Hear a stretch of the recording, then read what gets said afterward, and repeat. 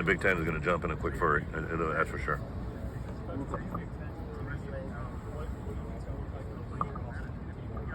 The TV deal? That's really my I'm not in those conversations all that much. I just kind of get told what's happening. I'm not getting any of the money, or indirectly, I guess maybe. But I think that the thing that's jumped out to me about Tony Petitti is just his experience and value that he brought prior to coming here. Should be a great asset for us moving forward, right? It's been fun for me to kind of see through the ages. I remember when the Big Ten Network first started. I remember Joe Pa getting into it with Delaney in a meeting, and they were going back and forth, and I'm just sitting there laughing, watching two men argue about, like, I have no idea what the hell they're talking about. But I do know the value that the Big Ten is. They didn't sign long-term contracts, and apparently we're still being rewarded for that, and I give all the credit in the world to Jim Delaney for that. Question about Marvin Harrison Jr. Okay. A lot of people point out a lot of his mental and physical attributes, but what's unique that stands out? The only thing I know about Marvin Harrison, he's a really good player, plays for Ohio State. I've never played him. I've never competed against him. I've never game planned him, so I really don't know anything about him. It would probably be out of turn for me to talk about him. Obviously an incredible player I've watched on, games that I've watched and where it is, but I really don't know enough to comment. Hey, Bret, Mark Followell from BTN. Yeah. Matt Millen and I are going to have your first game. Nice. Toledo. Yeah. Great to see you. Great to see you.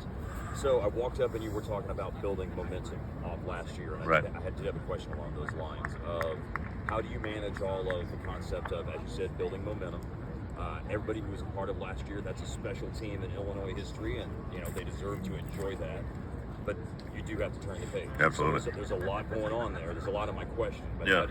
how do you let everybody look back and say that was special what we did last year, but now it's time to get to work for the next time? Very good question, and I think the thing that really, as a head coach, you have many roles, but one of the roles that I absolutely enjoy the most is a humbler, right? And when you begin to have things go well for you, people tend to pat you on the back way too much, right? Like Illinois had been down for so long, all of a sudden we're 7-1, and I mean I could feel it, right? Like everybody's feeling good, everybody's saying things, and I keep saying hey, and I didn't say it enough, right? But I can control what's heard in the Smith Center with my coaches and players.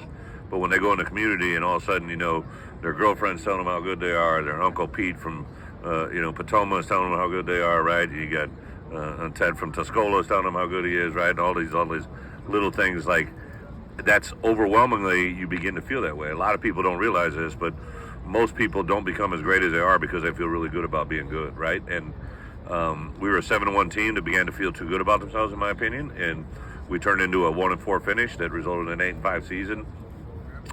I have to look at that, why that happened. There's some ties into it was in late in the season, but also in theory we probably played a harder opponent schedule on the front end than maybe on paper or the back end, right? So there's a lot going into it. I think we have to just be very, very humble. We have to I tell our players all the time, we're opening up with the MAC champs, right? That we're going to play Toledo, who their desire is to knock us off as a Power 5 team. A lot of people have labeled them as the next Cincinnati, right? And have a chance to make college football playoffs if they do what they can do. So we have a tremendous task coming in the first game of the season. What are the things that have to happen when you get on the practice field here soon? What do you think needs to happen to put yourself in a position to put your best foot forward in that particular for my players, my coaches, and I used to steal this line from Bill all the time. Coach Belichick said, I have high expectations as a head coach, but I hope my players have even higher, right? And I have high expectations as a head coach, but I really hope they have even higher ones than I have. I really believe Johnny, Keith, Isaiah, some of the players that came back. We got Isaiah Adams and Julian Pearl, who probably might have been the highest draft picks out of that group I just named, came back, and I think a huge part of it is they wanted to do something more here at Illinois than they've done.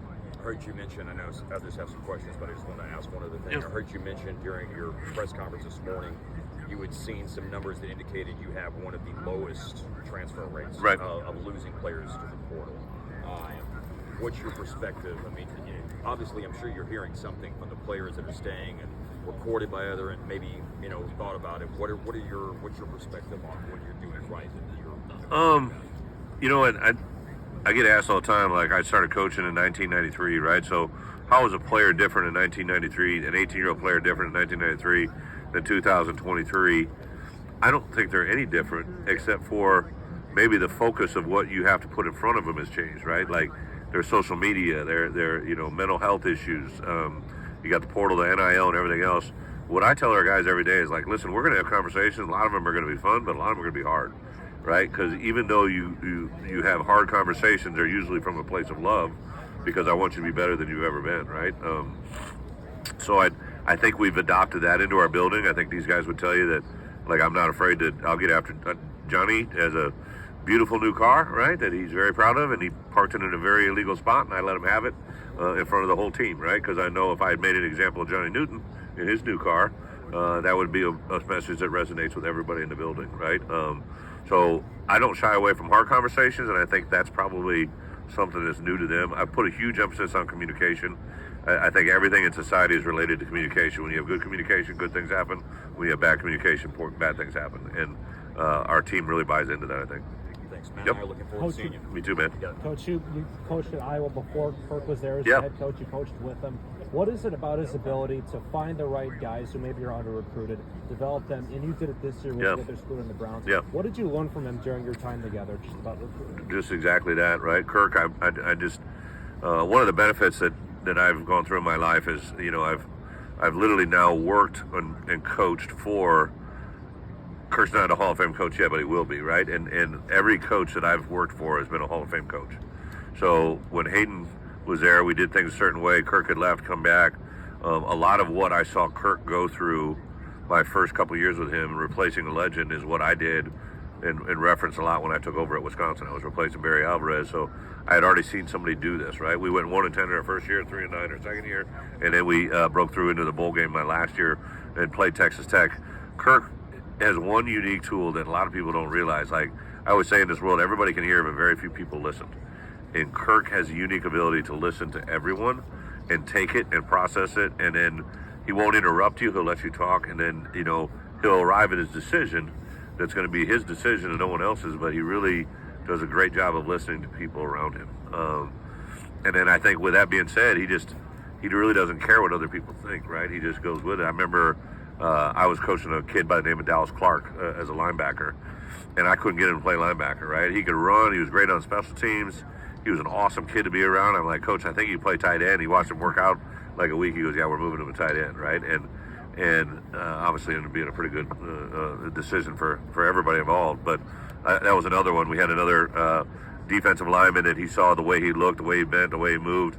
He literally moved an offensive line, and he became an NFL player, right? Like, he just takes the complexity of recruiting out of it and makes it very simple, which is what I learned from him and I still take to this day. Longevity-wise, how impressive is it that he's been at the same place for 25 years? Yeah, well, for those of you that know Kirk, he's not a guy that looks for anything beyond what's in front of him, right? Like, takes care of his family. He's got an incredible family, incredible wife, great kids, grandkids now. Back when I was there, I had a houseboat on the Coralville Reservoir, and our slip was like literally right down from Kirk's house, and I knew all I had to do was have some St. Pauli Girl beer in the fridge, because he loved St. Pauli Girl, because he would pop over there every once in a while, and it would just be he and I sitting there, and that was kind of our moment to kind of relax. I love him to death because he gave me an opportunity. I was a young coach. I'd never been anywhere else, and if he let me go, I may never have been able to stay in coaching, and he gave me an opportunity to stay on his staff, and it's been awesome to be back in the league with him. I do remember when I left Wisconsin, I called him. He had sent me a message or something, and I said, hey, and we're talking, and he goes, I'm glad you left, which I thought was kind of funny, because he and I had some good battles.